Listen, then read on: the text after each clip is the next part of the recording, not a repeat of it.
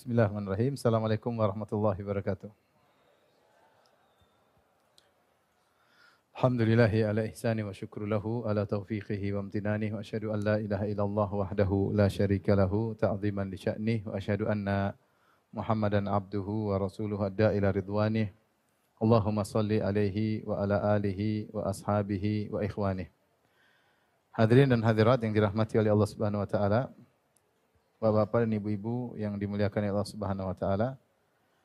Pada pertemuan lalu kita telah membahas tentang tauhid, keutamaannya dan juga tentang macam-macamnya. Dan untuk menyempurnakan pemahaman kita tentang tauhid, maka kita akan mempelajari lawannya, itu tentang kesyirikan. Sebagaimana perkataan pepatah wa bididdi tatabayyanul asya'. Dengan mengenal lawan, maka segala perkara semakin jelas. Dengan mengenal syirik, maka kita akan lebih paham tentang tauhid. Dengan mengenal bid'ah, kita akan lebih paham tentang sunnah. Oleh karenanya, di antara cara agar kita mudah memahami tauhid dengan benar adalah kita memahami syirik dan macam-macamnya. Dan semakin kita mempelajari kesyirikan secara terperinci, maka kita akan paham tentang tauhid juga secara terperinci. Adapun pembahasan secara global bermanfaat namun kurang, terutama di zaman sekarang ini. Masyarakat kalau ditanya tentang syirik, tidak ada yang suka dengan syirik. Tapi banyak di antara mereka yang terjerumus dalam kesyirikan. Kenapa? Karena mereka tidak mengetahui contoh-contoh kesyirikan secara detail. Maka perlu bagi kita untuk memahami tauhid secara detail dan perlu bagi kita juga untuk memahami kesyirikan secara detail. Ya. Taib, apa urgensinya? Ya, jadi kita buka dulu mukaddimah urgensi ya. Urgensi mempelajari syirik.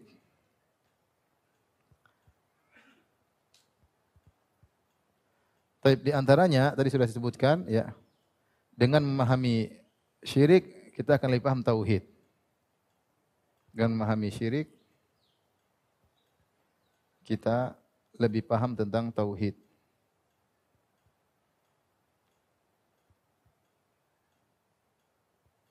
Kemudian syirik adalah dosa yang pertama kali diperintahkan Nabi untuk mengingatkannya ya. Dosa yang pertama kali diperingatkan. Pertama kali diperingatkan oleh Allah Subhanahu wa taala. Allah Subhanahu wa taala, kita tahu Nabi sallallahu alaihi wasallam nubbi'a bi Iqra. Rasulullah SAW diangkat menjadi seorang nabi dengan Iqra bismi rabbikal ladzi khalaq. Wa ursila bil mudaththir, dan Nabi diangkat menjadi seorang rasul dengan turunnya surat Al-Mudaththir. Maka Rasulullah SAW diperintahkan untuk berdakwah. Dan dalam surat Al-Mudaththir, ya ayyuhal mudaththir kum fa'anzir wa rabbaka fakabbir wa thiyabaka fatahhir war rujza fahjur. Dan berhala tinggalkanlah, ya. Di situ dalam surat Al-Mudaththir Allah memerintahkan Nabi untuk memperingatkan manusia dari bahaya kesyirikan, yaitu penyembahan terhadap berhala. Dan belum ada waktu itu larangan untuk minum khamar, larangan untuk berzina, ya belum ada. Yang pertama ada larangannya dalam Al-Qur'an, larangan untuk apa? Berbuat apa? Kesyirikan. Dan demikian juga kalau kita baca Al-Quran dalam surat Al-Fatihah, kemudian kita masuk surat Al-Baqarah, maka larangan yang pertama kali datang adalah larangan tentang tauhid. Dalam Al-Baqarah 21. Ya ayuhan nasu ubudu rabbakumul ladzi khalaqakum wal ladzina min qablikum la'allakum tattaqun alladzi ja'alakumul arda firasyan was samaa'a binaa'a wa anzala minas samaa'i maa'an fa akhraja bihi minas thamarati rizqan lakum fala taj'alu lillahi andadan wa antum ta'lamun. Maka janganlah sekali-sekali kalian membuat tandingan-tandingan bagi Allah padahal kalian tahu yang menciptakan alam semesta, yang beri rezeki hanyalah Allah Subhanahu wa taala. Maka dosa yang pertama diperingatkan oleh Allah adalah syirik. Dalam surat Al-Mudaththir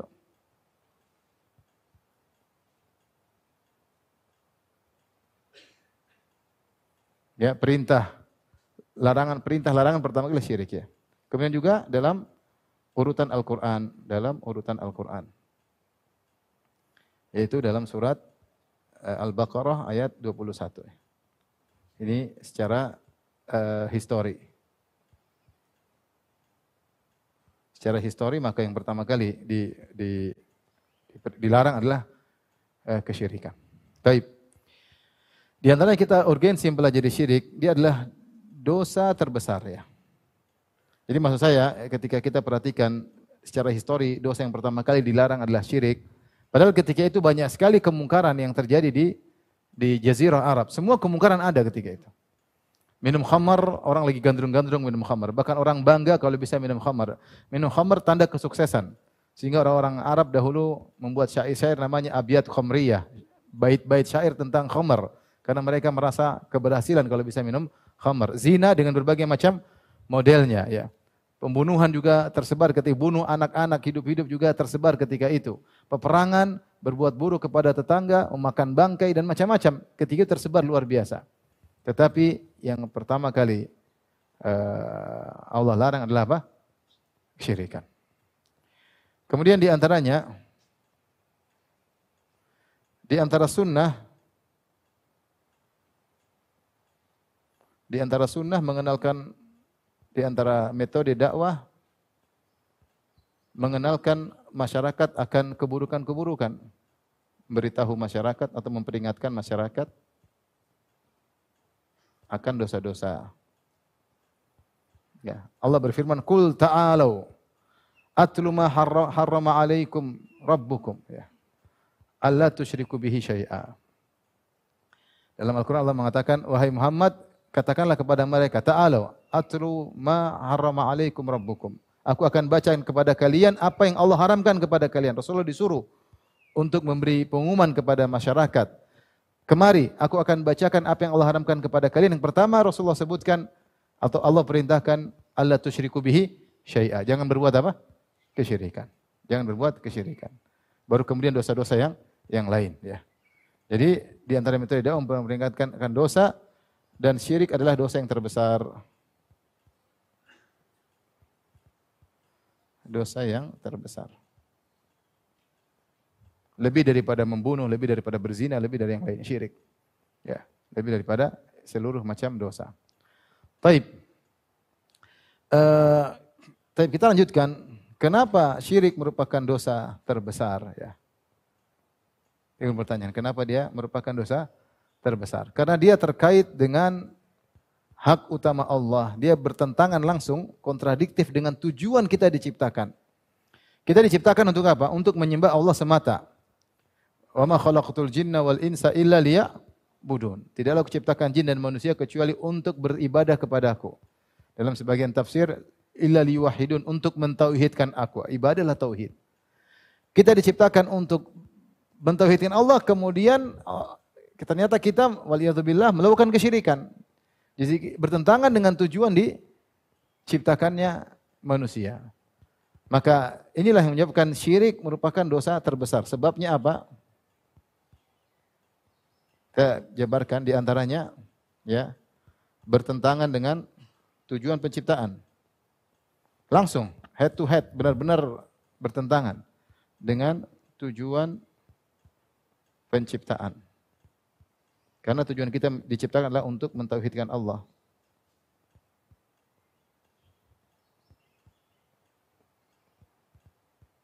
Ini satu. Yang kedua, kenapa syirik? Karena hak utama, ya, hak utama Allah, dosa-dosa yang lain terkait dengan hak manusia. Contohnya apa? Zina, mencuri, merampok, membunuh, terkait dengan manusia yang lain. Tapi tauhid terkait, syirik terkait dengan hak utama Allah. Adapun syirik terkait dengan hak utama Allah. Apa sih hak utama Allah? Itu ditauhidkan. Sebagian perkataan Nabi SAW kepada Mu'adz bin Jabal, "Atadri ma haqqullahi 'alal ibad?" Wahai Mu'adz, tahukah engkau apa hak Allah terhadap hamba? Kata Nabi, "An ya'buduhu wa la yusyriku bihi syai'a." Yaitu para hamba menyembah Allah semata dan tidak berbuat syirik sama sekali. Tidak berbuat syirik sama sekali. Hak Allah adalah disembah. Oleh karenanya, saya kasih logika sederhana. Walillahil matsalul a'la. Bagi Allah perumpamaan yang lebih tinggi. Jadi kita tahu yang menciptakan alam semesta hanyalah Allah. Yang menciptakan kita adalah Allah. Yang menciptakan kita, ayah kita Allah. Menciptakan ibu kita Allah. Kita berasal dari air mani dan ovum. Yang menciptakan air mani juga adalah Allah. Yang menciptakan sel ovum juga Allah. Yang memberikan kita fasilitas alam semesta dengan bumi dan langitnya dengan segalanya Allah Subhanahu wa taala. Tidak ada zat lain yang andil bersama Allah punya sumbangsi dalam menciptakan kita. Semua nikmat karunia dari Allah semata. Maka yang berhak disembah hanyalah siapa? Allah. Seandainya yang menciptakan kita adalah Allah dan yang lain, misalnya Allah dan zat satunya lagi, maka zat satunya berhak kita sembah juga. Karena keberadaan kita adalah hasil dari kerjasama dua zat ini. Paham? Seandainya saya katakan ada yang menciptakan kita selain Allah, dia kerjasama dengan Allah ciptakan kita, maka zat yang kerjasama dengan Allah itu pun harus kita sembah. Tetapi kalau yang menciptakan kita hanyalah Allah, maka hanya Allah yang berhak kita sembah. Makanya ketika Rasulullah SAW berkata ditanya oleh sahabat, ma akbarul kabair, apa dosa paling besar? Kata Nabi SAW, anta ja'ala lillahi niddan wa huwa khalaqak. Engkau mengambil tandingan bagi Allah padahal yang ciptakan kamu hanya Allah. Ini logika sederhana. Engkau mengambil tandingan bagi Allah untuk kau ibadahi sebagaimana kau ibadahi Allah padahal yang ciptakan kamu cuma siapa? Allah. Seandainya yang menciptakan kita ada selain Allah, dia berhak juga untuk disembah. Kalau seandainya ada selain Allah ikut menciptakan kita, kita berhak menyerahkan ibadah kepada dia. Sebagaimana kita menyerahkan ibadah kepada Allah. Namun karena yang menciptakan kita hanya Allah, makanya dia yang berhak untuk disembah. Analogi sederhana. Ibarat ada seorang orang tua terhadap anaknya. Yang melahirkan dia ibunya. Yang merawat dia ibunya sama bapaknya. Yang membesarkan dia, yang biayai sekolah. Semua sampai jadi orang, biayai sekolah S2, S3. Setelah jadi orang ternyata dia berbakti kepada ibu yang lain. Nah ini enggak benar seperti ini. Dia berbakti kepada orang lain. Ya. Ibarat ada seorang suami menikahi seorang wanita. Yang kasih mahar suami tersebut, yang kasih ke salon suami tersebut, kemudian dicium sama laki-laki lain. Ya gimana? Yang biayai semua saya, kemudian kau yang berikan kecantikanmu kepada orang lain. Yang menciptakan kita Allah semata. Terus kita harusnya hanya beribadah kepada Allah. Ternyata kita beribadah kepada selain Allah. Ibaratnya ada pegawai yang gaji kita, yang kasih makan dia, keluarganya kita. Kemudian dia kerja sama orang lain, ya enggak boleh. Dan syirik ini menjadi dosa sangat besar karena dia terkait dengan hak Allah. Adapun dosa lain, mencuri, membunuh, dia masih terkait dengan hak manusia yang lain. Maka masih mungkin untuk diampuni. Masih mungkin untuk diampuni.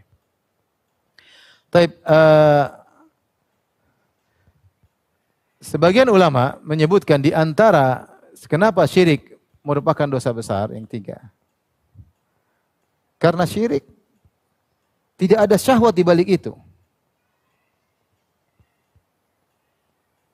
Sehingga tidak ada alasan. Taib. Maksudnya bagaimana? Kalau minum khamar orang ada alasan, enak khamar. Kalau zina iya ada kelezatannya zina ya. Maksiat semuanya ada enaknya ya. Main musik ada lezatnya ya. Semua maksiat ada. Kalau syirik apa kelezatan yang kau dapatkan? Enggak ada. Apa yang kau dapatkan dari meminta-minta kepada mayat-mayat yang sudah mati? Apa coba? Enggak ada. Enggak ada syahwat di balik itu. Ini hanya sekedar kebodohan. Hanya sekedar syubhat yang ada di kepala. Tidak ada kelezatan di balik itu. Ya, sehingga nampaklah bahwasanya syirik adalah benar-benar buruk karena tidak ada suatu yang menjadikan alasan untuk seorang melakukan apa? Kesyirikan. Berbeda dengan dosa-dosa yang lainnya. Berzina, mencuri ada harta yang dia ambil, merampok ada harta yang dia ambil. Sehingga dia bisa gunakan untuk syahwatnya. Adapun syirik apa di balik itu? Enggak ada. Ya. Dari situ dosa syirik. Yang keempat, dosa syirik tidak dimaafkan, tidak diampuni. Tapi kita membahas nomor 4 ini sebelum nomor 4 ini. Oke, paham sampai sini insyaallah? Ya. Sekarang orang kalau lihat orang berzina mungkin marah. Tapi kalau lihat orang minta-minta ke kuburan enggak ada yang marah. Lihat orang pergi ke dukun nggak ada yang marah. Orang mencuri orang marah, tapi ada orang yang pakai jimat biarin aja. Percaya sama dukun biarin aja. Tidak ada gairah, tidak ada gairah. Padahal ini dosa yang paling berbahaya, yang Allah larang dan sangat berbahaya bagi kaum muslimin. Ya. Ini menunjukkan barometer kaum muslimin sebagiannya tidak pas. Ya. Kenapa? Karena kurang belajar. Ya. Seandainya belajar tahu tentang bahaya syirik, tentu kebencian terhadap dosa syirik lebih besar daripada kebencian terhadap dosa-dosa yang lain. Taib, kita sekarang bahas tentang dosa syirik tidak dimaafkan.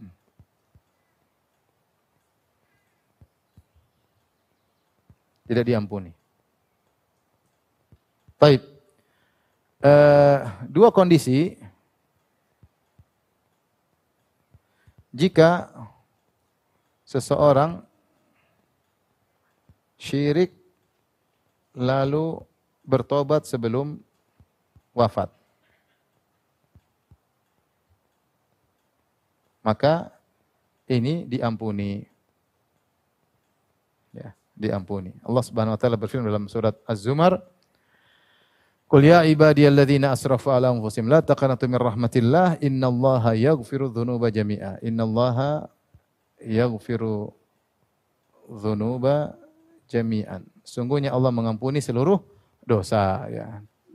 Ini termasuk dosa kesyirikan. Kalau dosa syirik tidak bisa ditobati sama sekali, maka tidak ada namanya mu'allaf. Mu'allaf itu semua musyrik kan?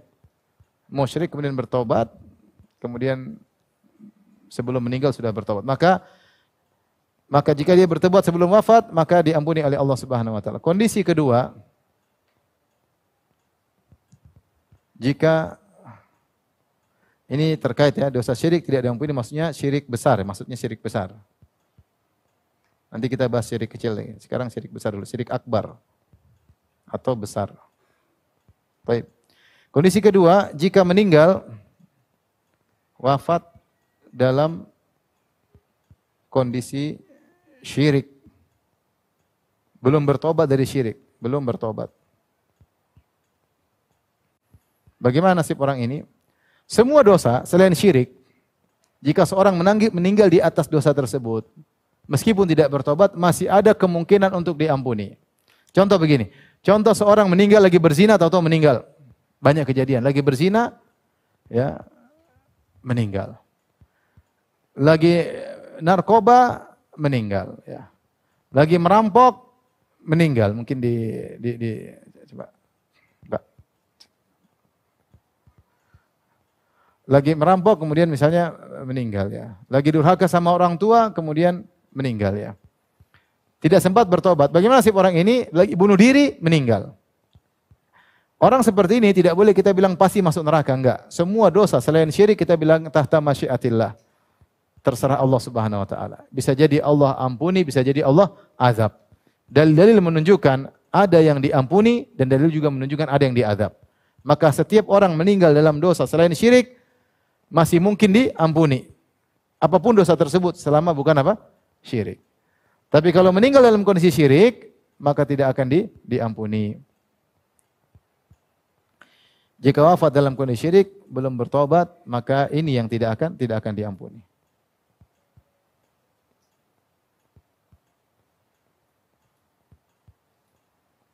Tidak akan diampuni. Berbeda dengan dosa-dosa yang lain. Dosa yang lain masih ada kemungkinan diampuni. Betapapun besarnya. Kemungkinan diampuni. Allah Subhanahu wa taala berfirman terkait hal ini, "Innallaha la yaghfiru ay yushraka bih." Innallaha la yaghfiru ay yushraka bih. Allah tidak mengampuni dosa syirik. La yaghfiru ay yushraka bihi.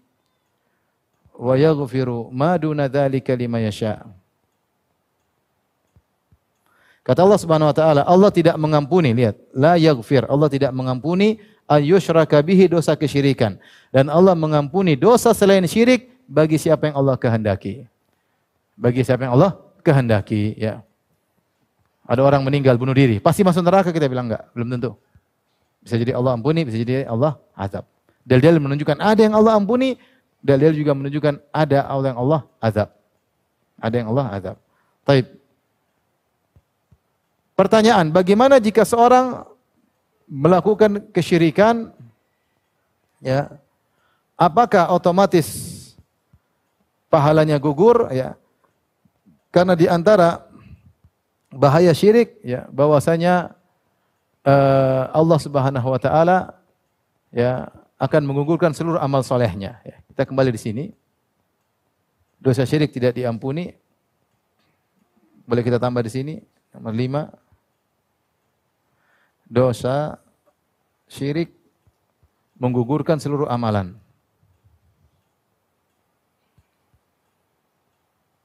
Seluruh amal soleh. Ya. La in asyrakta walau asyraku la habita anhum ma kanu ya'malun. Ya, kata Allah Subhanahu wa taala, la in asyrakta la yahbatanna amaluk.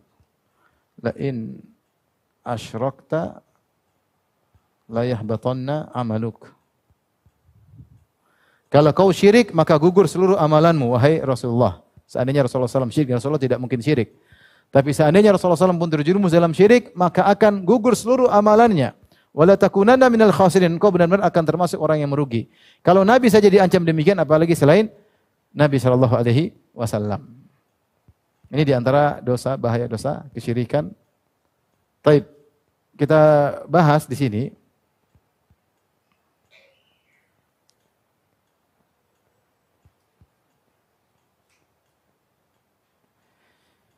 Jika seorang muslim, ini pertanyaan, jika seorang muslim, ya, sudah melakukan ibadah,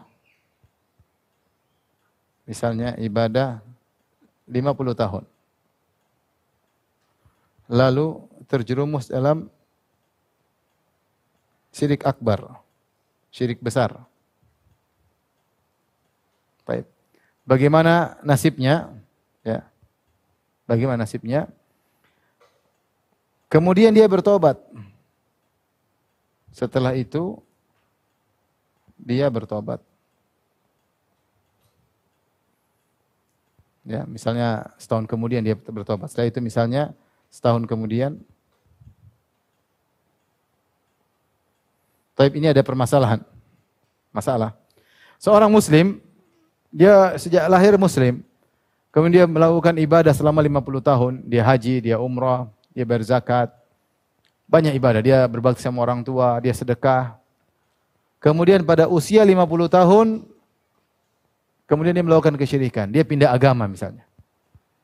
Misalnya dia tanassar, jadi atau tahawwad, jadi Yahudi atau jadi Nasrani, atau menjadi Majusi, ya. Atau melakukan syirik akbar seperti meminta kepada ruh-ruh, percaya kepada dukun tentang hal gaib misalnya. Ini semua syirik akbar. Taib. Setelah itu, setahun kemudian dia taubat kembali. Ya. Ketika dia melakukan kesyirikan ini, ketika dia terjerumus dalam syirik akbar, apakah ketika terjerumus dalam syirik akbar, pahalanya semua, pahalanya semua gugur? Maka ini ada khilaf di kalangan para ulama, khilaf, dua pendapat. Pendapat pertama, pendapat mazhab Maliki. Mazhab Maliki mengatakan seluruh amalannya gugur. Jadi nol dia. Seluruh amalannya dari usia 0 hingga 50 tahun gugur. Gugur, hilang otomatis. Otomatis. Jika dia bertobat, maka dimulai dari nol lagi. Jika dia bertobat, dihitung dari awal lagi. Pahalanya dari awal lagi. Ini pendapat kenceng. Jadi hati-hati. Sudah beribadah 60 tahun, 50 tahun syirik, selesai, hilang semua. Percaya sama dukun, selesai. Nol lagi, nol. Kenapa? Karena Allah mengatakan la in asyrakta la yahbatanna amaluk. Kalau kau melakukan dosa syirik, gugur seluruh amalanmu. Ya, kapan dia lakukan syirik akbar, otomatis semua pahalanya gugur jadi nol. Ulangi lagi dari awal, mengerikan. Pendapat yang kedua, mazhab Syafi'i.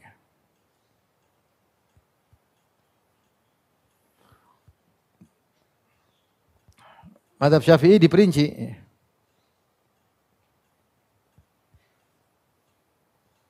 Jika wafat dalam kondisi syirik, tidak bertobat, maka gugur seluruhnya, Dan tentu kekal di dalam neraka, seluruhnya gugur. Seorang 60 tahun masuk Islam, kemudian di akhir hayatnya murtad, selesai.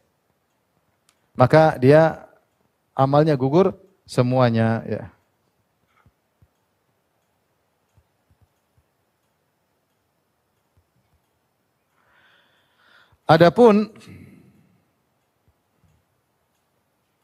Adapun jika dia bertaubat, ya, maka tidak gugur. Tidak gugur. Ya. Jadi Imam Syafi'i hanya berpendapat gugur amalan seluruhnya itu beliau bawakan ayat kepada jika meninggal dalam kondisi kafir, dalam kondisi murtad. Adapun jika dia syirik kemudian bertobat, maka amalnya tidak gugur. Beliau membawakan ayat-ayat yang mutlak kepada ayat yang muqayyad sebagian dalam surat Al-Baqarah ayat 217.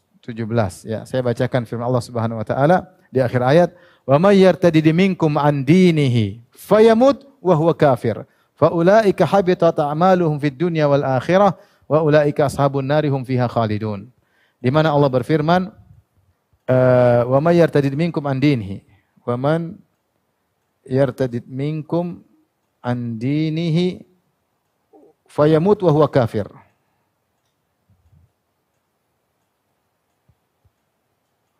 Di sini Allah mengatakan siapa yang murtad di antara kalian dari agamanya, lantas dia mati dalam kondisi kafir. Jadi ada syaratnya kata Imam Syafi'i. Di sini ada qaid wa huwa kafir, meninggal dalam kondisi kafir.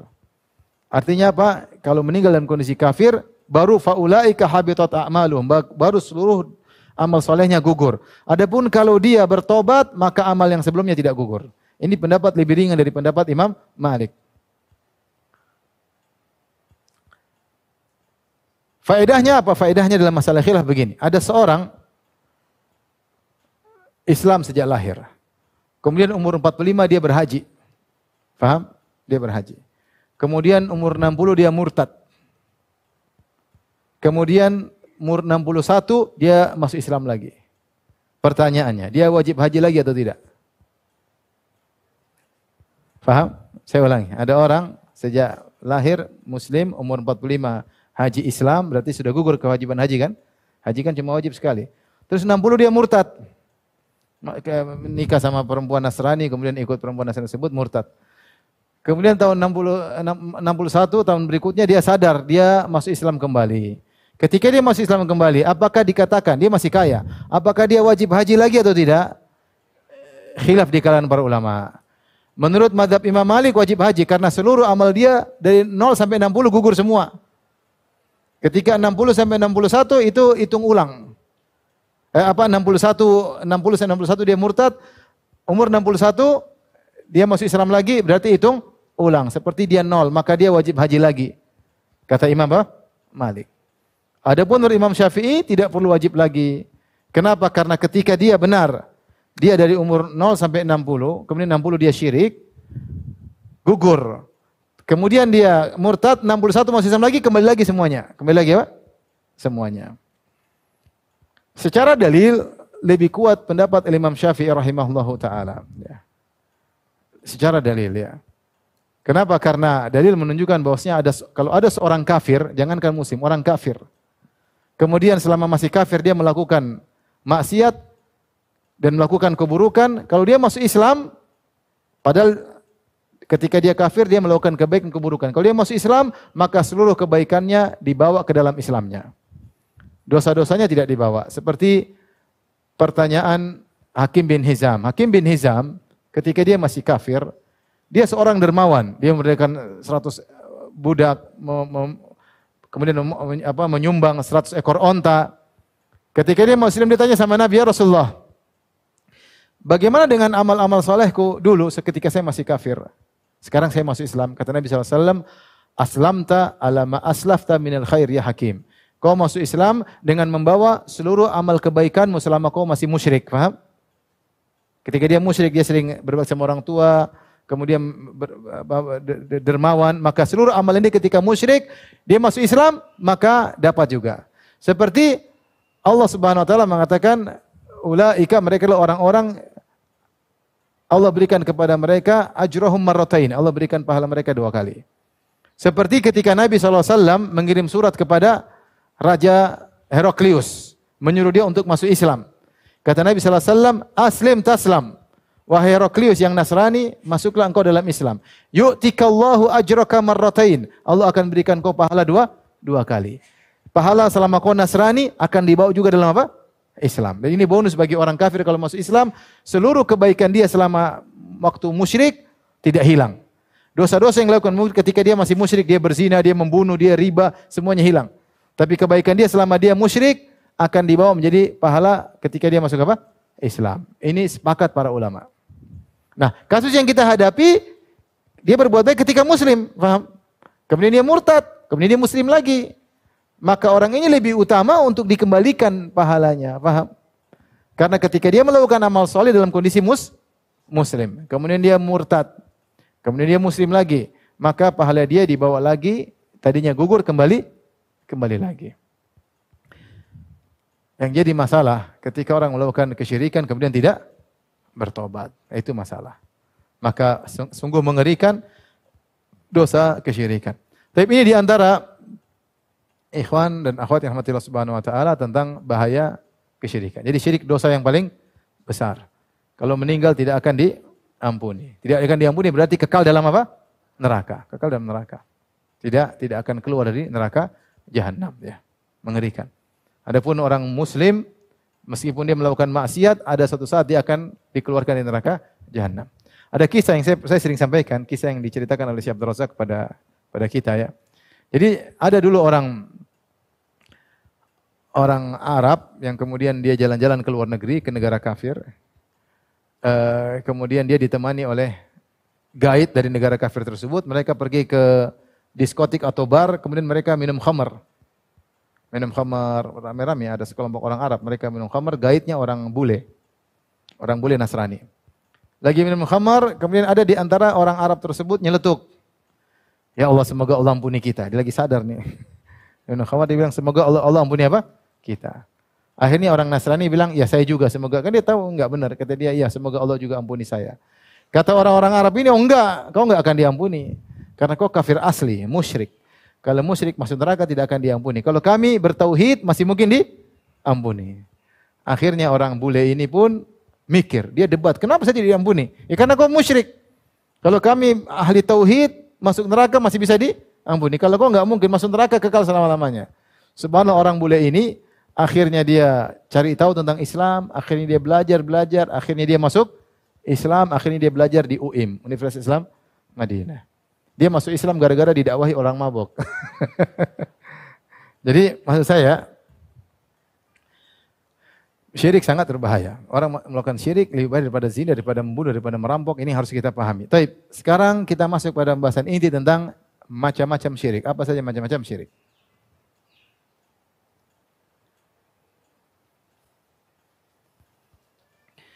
Syirik, definisi syirik. Syirik adalah definisinya, ya, syirik secara bahasa, kemudian secara istilah. Apa maknanya?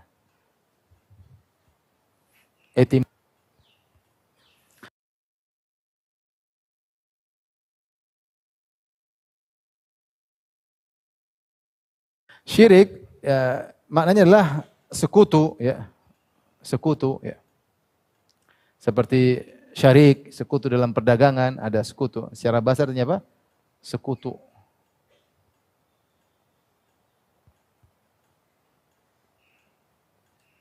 Sekutu. Dan makna yang mirip sama seperti apa? Nid, misal ini. Adapun secara istilah terminologi adalah, atau secara ini artinya mensekutukan Allah, mensekutukan Allah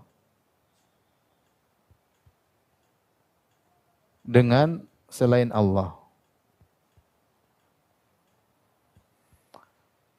Saya dikatakan seorang dikatakan musyrik jika dia mensekutukan Allah dengan selain apa? Allah. Ya. Itu namanya dia telah memusyrikkan Allah, yaitu mensekutukan Allah dengan yang lainnya. Maka jika seorang secara bahasa, jika seorang hanya menyembah selain Allah saja, maka sungguhnya dia tidak musyrik sebenarnya secara bahasa. Jadi ada 3 kemungkinan. Perhatikan. Ya. Hanya menyembah Allah. Ini kemungkinan yang pertama. Yang kedua, hanya menyembah selain Allah.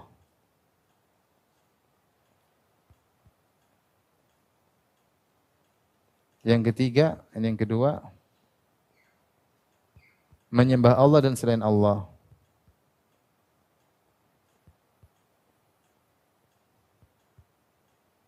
Taib.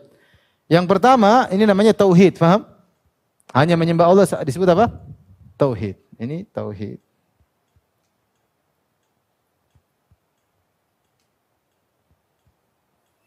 Kalau hanya menyembah selain Allah dan tidak menyembah Allah, maka ini bukan syirik. Hanya menyembah selain Allah dalam kurung dan tidak menyembah Allah,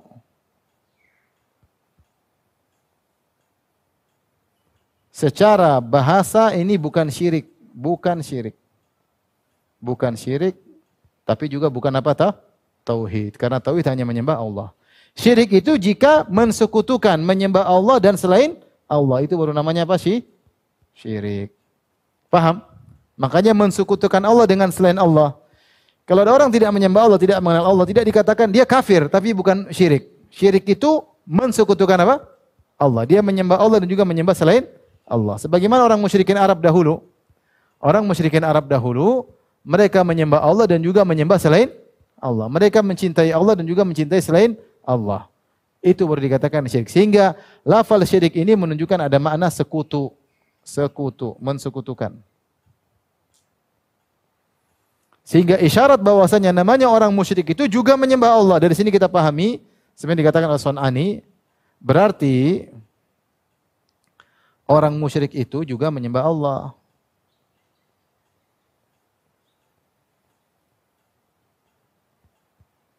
Juga menyembah Allah. Hanya saja dia juga menyembah selain Allah. Itu bedanya dengan kalau ahli tauhid hanya menyembah Allah. Adapun orang musyrik berarti orang musyrik itu juga menyembah Allah. Hanya saja menyembah juga kepada selain Allah. Paham ya? Ini secara bahasa. Tapi secara terminologi apa itu namanya syirik? Syirik adalah taswiyatu ghairillah ma'allah fima huwa min khasaisillah. Secara kita ini menyamakan. Syirik adalah menyamakan selain Allah dengan Allah pada perkara-perkara yang merupakan kekhususan Allah. Kekhususan Allah. Ya. Kalau ini merupakan kekhususan Allah, berarti kita bilang ada zat lain seperti Allah, maka itu syirik. Contoh, kita bilang ada yang bisa mencipta selain Allah. Kita bilang ini syirik. Karena yang bisa mencipta hanyalah siapa? Allah. Kita bilang ada yang berhak disembah selain Allah. Ini syirik. Karena yang berhak disembah kecuali hanya siapa? Allah. Kita bilang ada orang mengatakan ada yang tahu ilmu gaib selain Allah. Kita bilang enggak. Yang tahu ilmu gaib itu hanya siapa? Allah. Itu khususan Allah. Maka siapa yang meyakini ada yang tahu ilmu gaib yang terjadi besok hari selain Allah, maka dia musyrik. Karena dia meyakini ada selain Allah yang sama dengan Allah pada perkara-perkara yang merupakan keistimewaan kekhususan Allah. Kekhususan Allah itu banyak. Dia Maha Pencipta, dia Maha mengetahui hal gaib, ya. Dia yang berhak untuk disembah. Ini semua kekhususan Allah Subhanahu wa taala. Siapa yang meyakini ada selain Allah, sama dengan Allah dalam perkara-perkara yang merupakan urusan Allah, maka dia telah terjerumus dalam kesyirikan. Inilah definisi kesyirikan yang luas. Yang luas ya. Baik. Kita akan membahas tentang macam-macam syirik. Ini definisi syirik.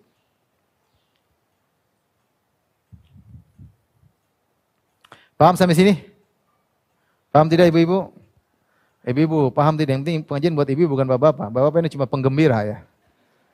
Ibu paham atau tidak? Ya. Beda dengan syirik dengan sirik. Kalau sirik itu apa? Hasad. Kalau syirik itu yang dosa ya. Dua-duanya dosa, yang dosa besar ya. Taib. Yang kita maksudkan. Kita lanjutkan. Sebelum kita membahas macam-macam syirik, syirik juga ditinjau menjadi dua. Ya, syirik ada dua secara umum. Syirik ada banyak tinjauan ya. Pembagian syirik.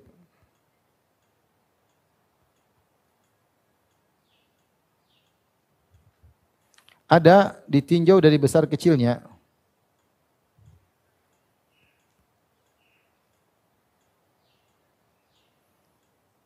Maka terbagi menjadi dua. Yaitu syirik akbar sama syirik apa? Asghar. Kemudian ditinjau dari, misalnya ditinjau dari nampak atau tersembunyi.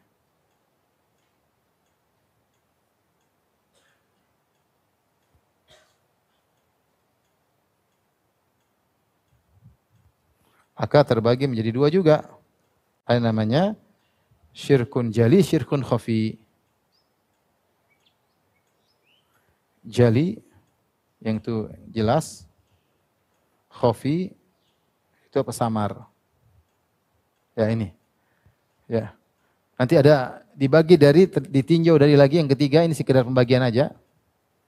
Ditinjau dari anggota tubuh yang melakukan tempat kesyirikan. Maka ada beberapa, ada yang mengatakan misalnya syirik lafal atau niat, syirik niat, kemudian syirik lafal, kemudian syirik anggota tubuh, syirik tubuh, jawareh, ya. Ini juga bisa pembagian syirik demikian. Yang terkadang begini saling masuk satu dengan yang lainnya. Tergantung peninjauan. Taib, syirik akbar, syirik kecil, bedanya apa? Syirik akbar mengeluarkan orang dari Islam. Dari Islam. Syirik kecil tidak mengeluarkan. Ini pertama. Syirik akbar menggugurkan seluruh amal soleh. Menggugurkan seluruh amal soleh. Syirik kecil hanya menggugurkan amal yang dicampurinya.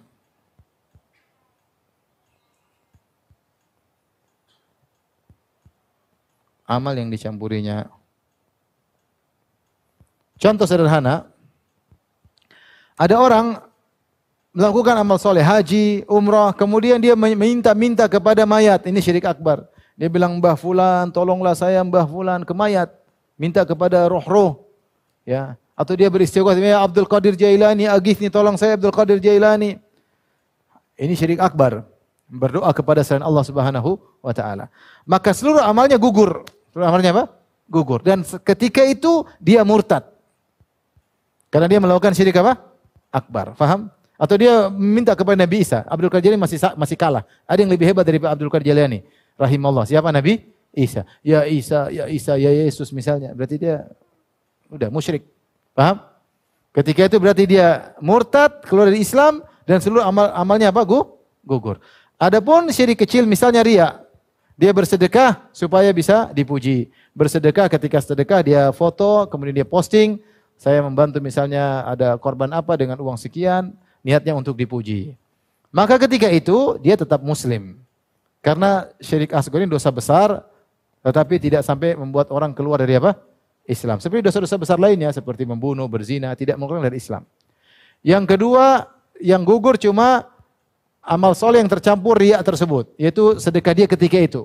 Mungkin 5 menit sebelumnya dia sedekah 10.000 kepada fakir miskin, dia ikhlas, maka diterima. Yang 1 juta dia sedekah untuk orang terkena bencana alam, tapi dia posting, dia pamer, dia riya, maka itu yang gugur. Tidak seluruh sedekahnya gugur, paham?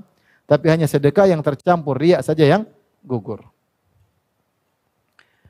Taib, di antara bedanya akbar dan asgor, biasanya akbar itu terkait dengan tujuan. Zatnya sendiri syirik.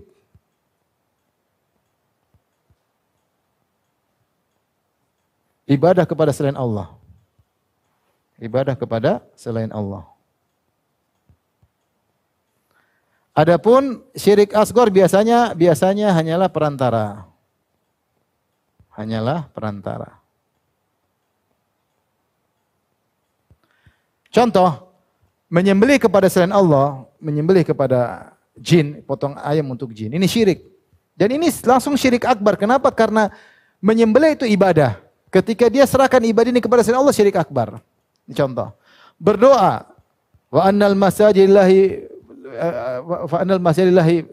fala tad'u ma'allahi ahada. Jangan berdoa kepada selain Allah Subhanahu wa taala. Kemudian dia berdoa kepada selain Allah, berarti dia beribadah kepada selain Allah. Karena doa adalah ibadah, ad-du'a huwal ibadah, doa adalah ibadah. Kemudian dia beribadah, berdoa kepada selain Allah, maka dia syirik akbar. Ini syirik akbar. Syirik kecil biasanya hanyalah perantara. Seperti riya itu seorang tidak beribadah kepada manusia, dia hanya minta pujian, paham? Tapi dia tidak sedang beribadah kepada orang tersebut.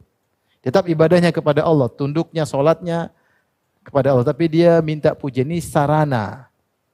Sarana, tidak terkait dengan apa? Zat ibadah tersebut sendiri. Seperti pakai jimat. Jimat syirik kecil, karena dia yakin ini sebab. Ya, beda kalau dia bilang jimat ini bisa menghidupkan, mematikan, maka syirik akbar. Tapi kebanyakan orang pakai jimat bilang apa ini? Sebab. Yang bikin berhasil Allah, tapi ini cuma apa? Sebab. Ini juga tidak boleh. Ini sarana. Ya, sarana. Sehingga syirik kecil biasanya terkait dengan sarana, syirik besar biasanya terkait langsung zatnya itu sendiri merupakan ibadah kepada selain Allah Subhanahu wa taala. Ini bedanya syirik besar, syirik kecil. Ditinjau dari akbar dan asghar. Nanti akan kita bahas mana akbar, mana asghar insyaallah. Taib, ini sekedar contoh sedikit. Syirik juga ditinjau dari nampak dan tersembunyi. Ada syirik jali, syirik yang jelas seperti misalnya menyembelih kepada selain Allah, ya. Jelas. Menyembelih kepada selain Allah. Ya, kenapa? Kelihatan perbuatannya, ya. Bersumpah dengan nama selain Allah. Dengan selain Allah. Misalnya pakai jimat, jelas, kelihatan. Jimatnya dipakai, kelihatan. Kelihatan atau tidak? Kelihatan. Tapi dia syirik kecil. Jadi kita bukan tinjauan besar kecil lagi. Kita tinjauan dari kelihatan atau tersembunyi. Paham? Kalau menyembelih kepada Allah syirik besar dan kelihatan. Kalau bersumpah dengan nama selain Allah syirik kecil, tapi kelihatan.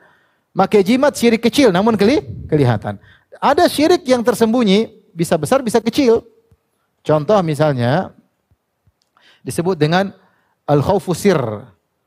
Al-khawfu as-sir. Al-khawfu sir itu apa? Takut kualat. Takut kualat kepada selain Allah. Ini. Seperti kamu kalau enggak ke kuburan itu nanti kamu enggak dapat rezeki. Kamu kalau enggak kasih sajian kepada kuburan tersebut, kamu bakalan sakit. Ini syirik akbar. Ini takut kepada sesuatu yang tidak untuk ditakuti. Orang takut itu kepada Allah yang menghidupkan, mematikan, yang beri rezeki. Allah apa mayat itu? Allah. Makanya kalau orang takut sama mayat, kalau kau tidak kasih sajian sama mayat, kau bakalan menderita, kau akan tidak sembuh-sembuh penyakitmu. Nah, ini namanya khauf sir. Ini syirik akbar, tapi tidak kelihatan. Karena dalam hati. Contohnya lagi apa? Riya. Juga tidak kelihatan dalam hati. Kalau yang ini syirik besar, yang riya syirik apa? Kecil. Seperti beramal dengan mencari dunia, beramal soleh dengan tujuan duniawi. Ini juga syirik kecil. Seperti dia misalnya menjadi imam masjid. Dia tidak menjadi imam kecuali karena dapat gaji. Kalau tidak digaji dia tidak mau jadi imam. Dia memang jadi imam itu buat dapat dunia. Seperti namanya syirik kecil. menjadikan amal soleh untuk dunia semata. Paham? Ini syirik kecil. Namun tidak kelihatan karena dalam hati seseorang ya. Dalam hati seseorang. Di antaranya ujub. Ujub juga syirik kecil. Apa bukan syirik kecil apa? Syirik yang tersembunyi. Taib.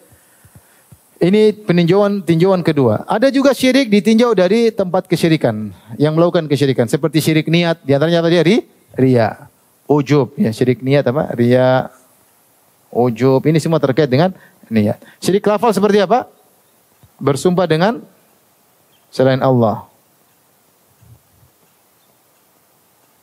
Selain Allah. Contoh lagi, menyandarkan nikmat kepada selain Allah. Ini syirik juga. Menyandarkan nikmat lafal selain Allah kepada selain Allah. Seperti apa? Kalau bukan karena dokter mungkin saya sudah mati. Ini enggak boleh.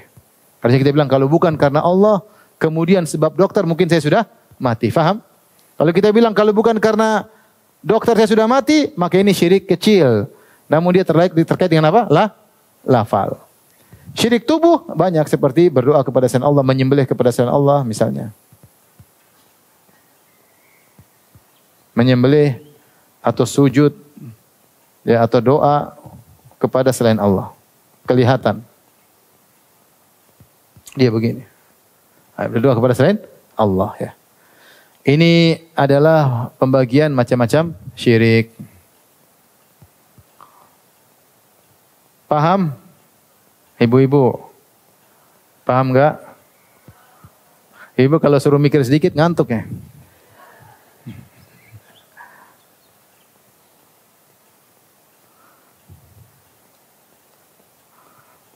Taib.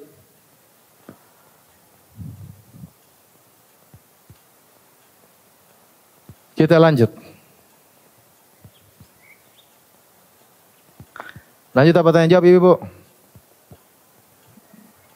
Lanjut ya. Tanya jawab lanjut ibu. Ragu-ragu lanjutnya.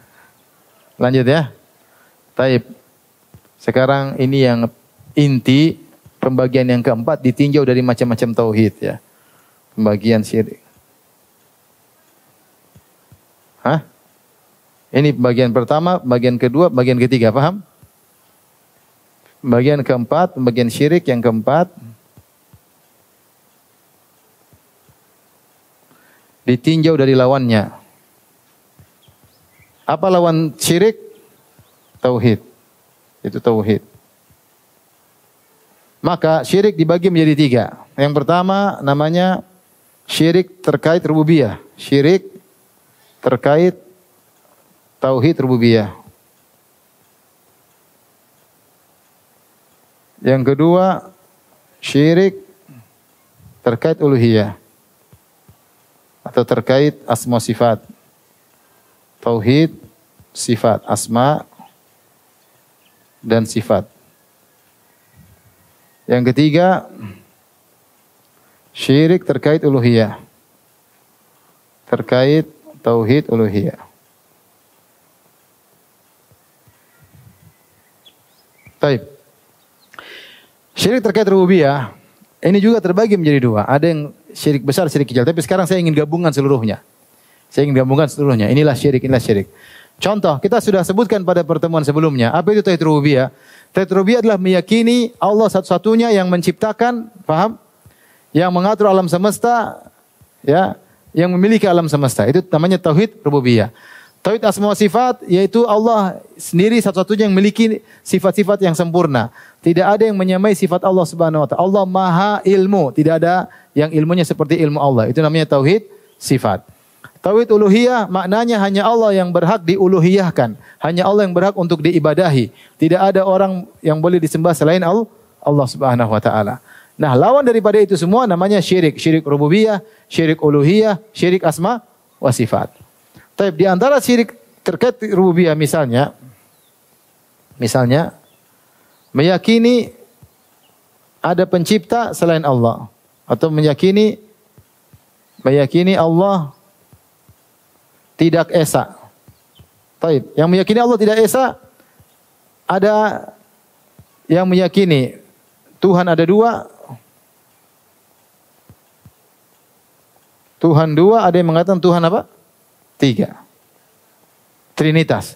Yang meyakini Tuhan dua seperti apa? Seperti Majusi. Meyakini Tuhan api dan Tuhan apa? Kegelapan. Ya. Meyakini Tuhan tiga seperti apa? Nasrani dan apa? Hindu. Ya. Nasrani atau Hindu. Tuhan tiga, tiga sama dengan satu. Hindu juga Tuhan tiga sama dengan apa? Satu. Di antaranya juga yang juga pelengkap dari ini meyakini tidak ada Tuhan. Ini apa? Ateis. Karena kita tahu yang menciptakan ada. Dia mengatakan Tuhan tidak ada. Dan ateis juga macam-macam. Ada yang mengatakan Tuhan tidak ada.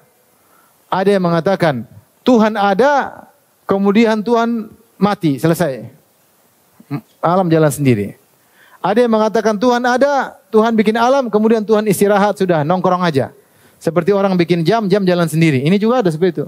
Sehingga dia tidak ingin Tuhan ikut campur dalam urusan dunia. Enggak ada, Tuhan enggak ada ikut campur. Tuhan sudah selesai. Tugas dia cuma ciptakan, setelah itu dia nongkrong.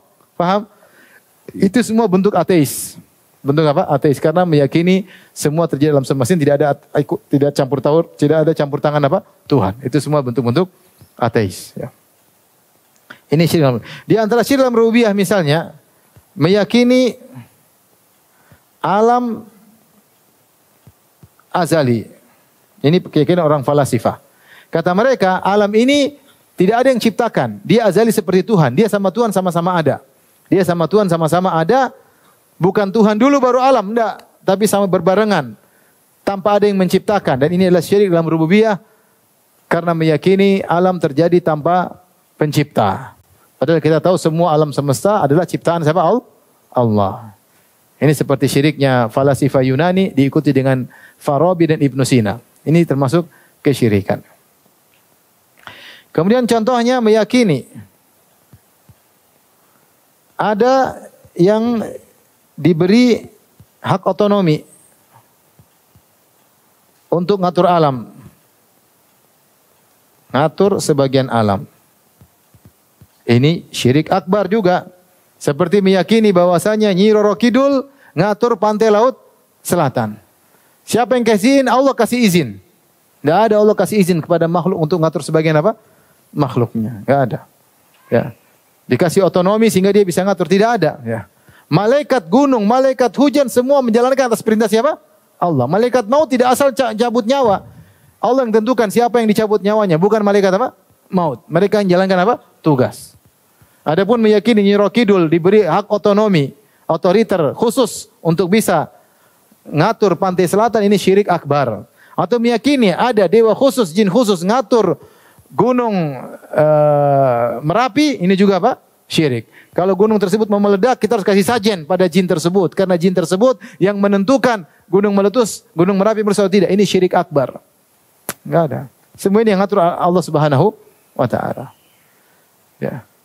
Seperti keyakinan sebagian orang Sufia yang ekstrim dalam buku ya Jawahirul Ma'ani mengatakan bahwasanya Abdul Qadir Jailani rahimahullah seorang ulama besar telah diberi kun oleh Allah. Kapan dia bilang kun jadi fayakun? Ini enggak ada. Kata Abdul Qadir Jailani dikasih kun. Nabi saja tidak dikasih kun. Nabi kalau dikasih kun, Nabi bilang, "Woi Abu Jahal, jadi lalat Abu Jahal." Tapi ternyata bagaimana? Nabi berperang harus dalam perang Badar dan seterusnya. Nabi saja tidak pernah dikasih kun fayakun. Kata mereka, Abdul Qadir Jailani dikasih kun. Sehingga dia melakukan apa saja tinggal bilang kun fayakun. Seperti juga meyakini bahwasanya wali kalau sudah mencapai derajat kutub, dia yang melakukan seluruh penciptaan. Dia yang mengawasi seluruh penciptaan. Ini juga bahaya. Ini juga syirik akbar. Seakan-akan ada makhluk yang dikasih otonomi untuk ngatur apa? Alam. Demikian juga sebagian orang sufi mengatakan, kalian harus hormat pada wali fulan. Yang jaga kota kita wali fulan. Sudah meninggal. Itu syirik akbar. Gak ada yang jaga kita cuma Allah. Tidak ada wali-wali. Faham? Wali-wali jaga diri saya tidak bisa. Dia jaga dirinya supaya tidak mati. Tidak bisa. Dia mati atau tidak? Mati. Kemudian dia bilang ini kota terjaga karena ada wali fulan. Makanya sering minta ke sana. Sering ziarah ke sana. Sering kasih sajin di sana. Karena kota kita dijaga oleh wali fulan. Ini syirik. Meskipun diucapkan oleh orang yang dianggap super wali. Ya. Syirik ini nggak main-main ya, syirik. Sehingga orang akhirnya hatinya bukan kepada Allah, tapi kepada penghuni kubur tersebut yang sudah tidak bisa apa-apa. Mengkait-kaitkan tentang nyamannya suatu kota, makmurnya suatu kota dengan apa? Dengan mayat. Sehingga akhirnya meyakini mayat itu punya kemampuan untuk menjaga apa? Kotanya, jaga dirinya aja nggak bisa. Dia mandi aja nggak bisa, makanya kita mandikan. Dia pakai baju nggak bisa, kita yang pakai kafankan. Dia sholat nggak bisa, kita yang sholatkan. Dia masuk kuburan sendiri nggak bisa. Sana kamu masuk kuburan, nggak bisa, kita yang kuburkan. Terus kita bilang dia jaga kota kita. Otak taruh di mana? Beneran ini syirik itu semua nggak masuk akal. Antum lihat semua kesyirikan tidak masuk akal. Orang nyembah sapi ada, tidak masuk akal. Nyembah minum air kencing sapi ada. Minta ke orang mati ada. Tidak masuk akal. Tidak masuk akal. Subhanallah, kalau sudah masuk dunia sufiah terkadang otaknya nggak beres. Saya baru tadi dengar lagi ceramah di YouTube. Kata dia ada orang kuburannya di samping kuburan wali. Habib fulan. Tukang maksiat. Sebelahnya kuburan wali Habib fulan. Kemudian malaikat mungkar dan nakir datang. Mau nyiksa orang ini. Orang terteriak-teriak. Akhirnya walinya terganggu. Dia bilang jangan siksa ini apa nih. Saya lagi berzikir sama Allah, terganggu dengan teriakan orang. Malaikat mungkar dan nakir diusir, enggak jadi Allahu Akbar. Ini apa dongeng kayak gini? Bagaimana tidak orang menjadi terikat sama wali? Tenang, pokoknya saya dikubur samping Habib ya. Akhirnya kan terbawa seperti itu karena dibuat cerita seperti itu. Tenang aja, kok maksiat nanti samping aman. Malaikat mungkar dan nakir bisa diusir. Subhanallah, inti main-main sama malaikat. Mengerikan. Orang yang belajar sufi kata Imam Syafi'i, man tasawwa fi awalin nahar, lam yati alaihi nar wa huwa ahmaq, illa wa huwa ahmaq. Tidak seorang belajar sufi di pagi hari ekstrim kecuali sebelum datang siang dia sudah goblok ya. Pikiran udah macam-macam, ngomong seenaknya, enggak masuk akal. Dan ini terjadi sekarang di dunia keagamaan kita. Banyak hal-hal yang aneh-aneh. Yang bilang Isra Mi'raj sehari 70 kali lah. Yang inilah. Nabi aja seumur hidup cuma sekali. Ya. Tapi begitulah. Maksud saya, sehingga ada sebagian orang-orang yang mengatakan, kalian harus menghormati wali fulan yang sudah mati. Karena dia yang menjaga kota kita. Ini syirik akbar. Meyakini ada yang mengatur menjaga kita selain Allah Subhanahu wa taala. Nanti dia bilang diizinkan oleh Tuhan. Kalau Allah izinkan, kita bilang mana surat izinnya? Mana surat izinnya? Aku ngomong. Nanti kalau bilang surat izin, kita bisa bilang kamu pergi ke jin, jinnya sudah dapat surat izin dari Allah kan? Kapan orang bisa ngomong nanti begitu? Ini masalahnya bukan ini masalah syirik akbar. Lebih berbahaya daripada zina, lebih berbahaya daripada merampok, lebih berbahaya daripada membunuh.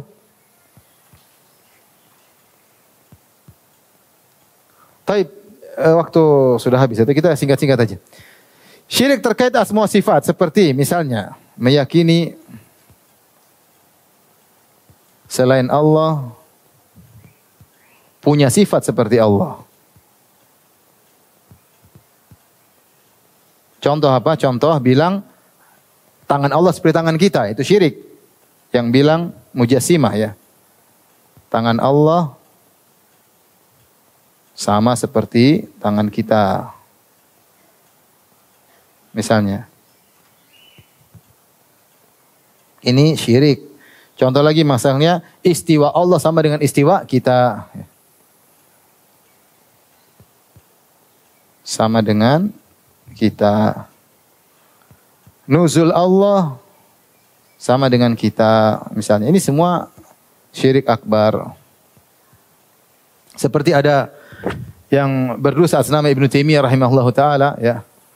Dia mengatakan, saya ketika ke negeri Syam, saya melihat Ibnu Taimiyah turun dari mimbar dan dia berkata, sungguhnya Allah turun ke langit dunia sebagaimana saya turun dari mimbar saya.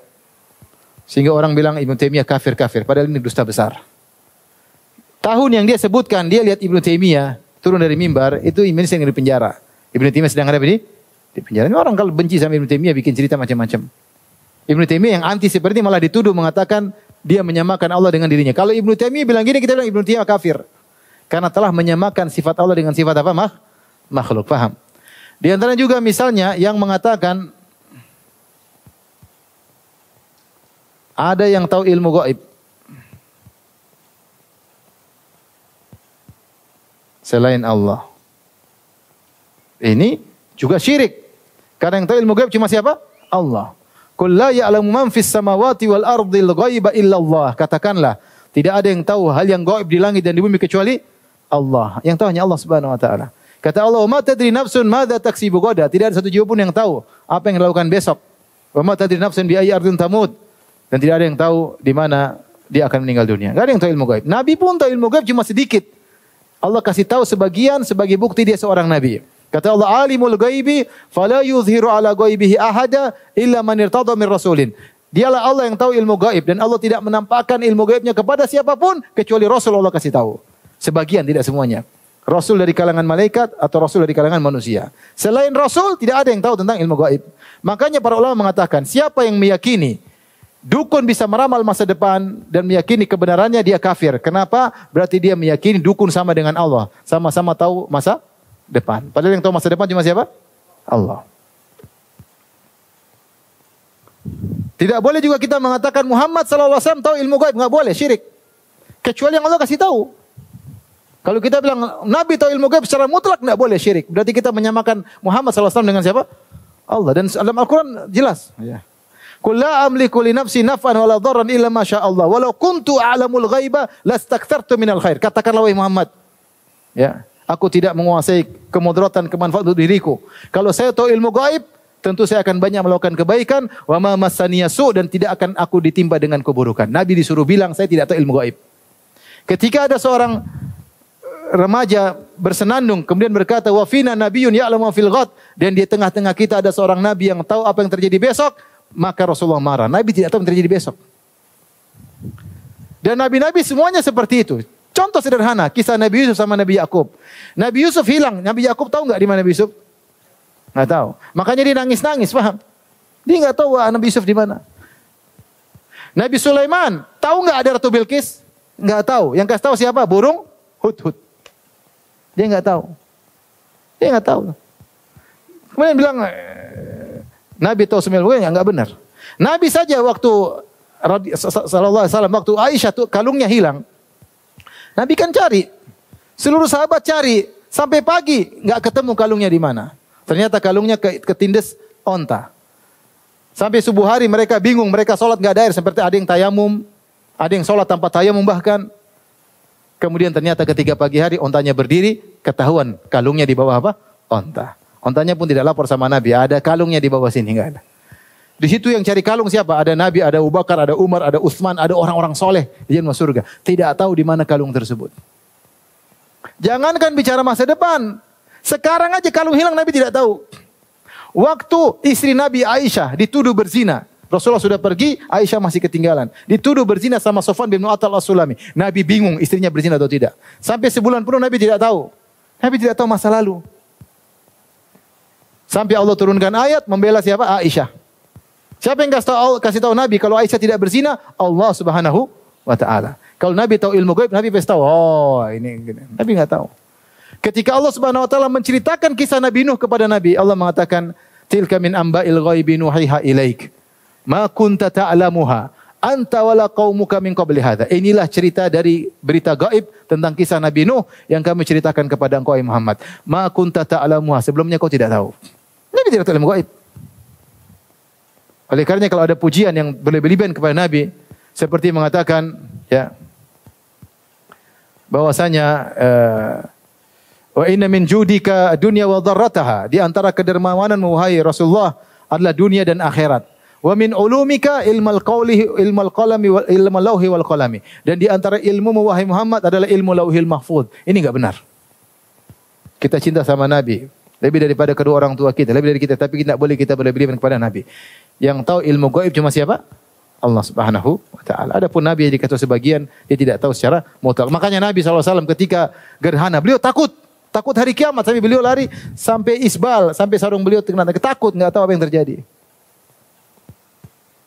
Tapi itu syirik dalam semua sifat, menyamakan sifat Allah dengan sifat makhluk. Syirik terkait uluhiyah seperti apa? beribadah kepada selain Allah, semua bentuknya ya. Beribadah kepada selain Allah.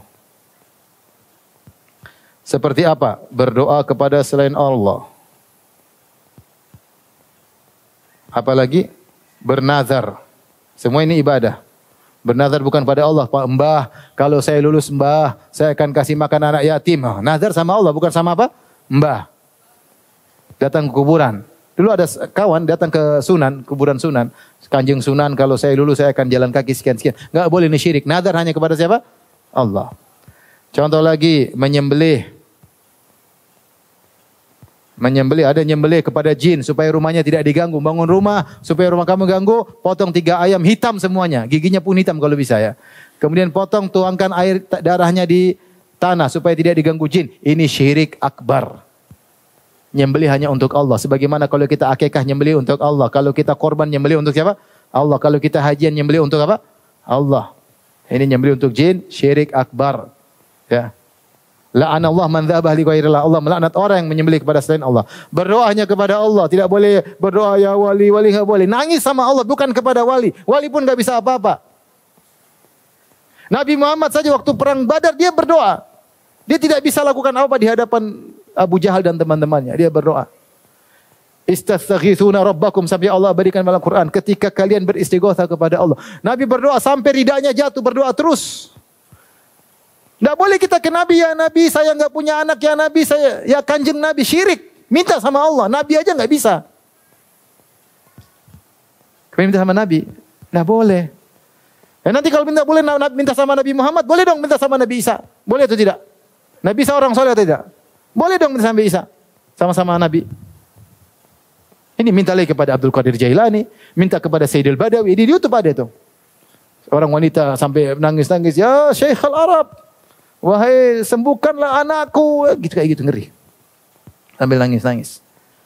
Yang lebih histeris atau lebih menangis ketika minta kepada wali daripada kepada Allah. Minta-minta ke kuburan lebih nangis. Lebih berharap daripada minta di masjid kepada Allah Subhanahu wa taala. Ini syirik akbar ya. Syirik akbar. Tapi inilah Bapak Ibu rahmati Allah Subhanahu wa taala, sebagian dari model kesyirikan, tentu tidak semua, kalau tidak ada, tapi kita hanya memberi gambaran tentang apa itu syirik dan macam-macam kesyirikan dan bahaya kesyirikan. Semoga Allah mewafatkan kita di atas tauhid dan menjauhkan kita dari kesyirikan.